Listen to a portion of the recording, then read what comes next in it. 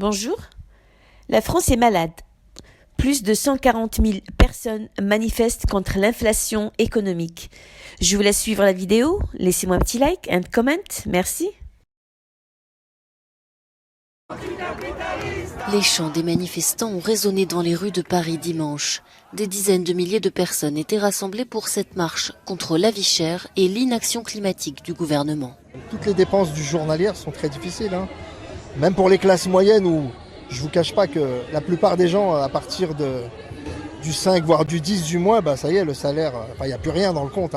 Donc on est obligé de jouer dans le débit. Le prix des produits de première nécessité, enfin la nourriture, les légumes, les fruits, ont augmenté d'une 50%.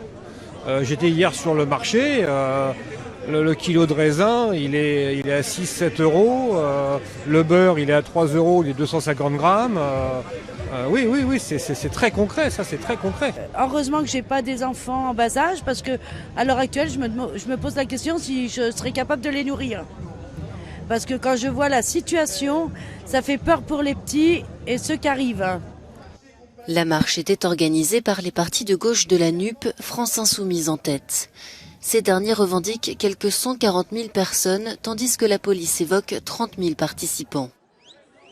Alors que la manifestation s'est globalement déroulée dans le calme, la situation a failli dégénérer lorsque la police a tenté d'empêcher les manifestants de terminer la marche.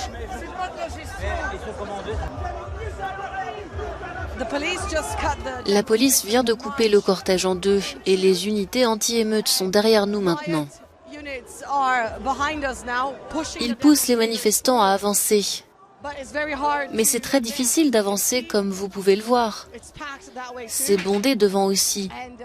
Et pour tenter de pousser les manifestants à avancer, ils ont utilisé du gaz lacrymogène, ce qui fait tousser et pleurer tout le monde autour de moi.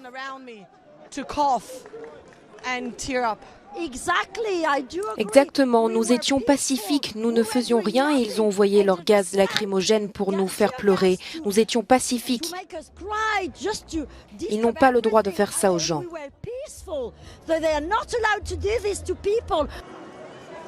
Alors que le gouvernement français entend lancer rapidement une série de réformes, notamment sur les retraites ou l'assurance chômage, les manifestants présents dimanche assurent qu'ils continueront à se mobiliser pour défendre les acquis sociaux.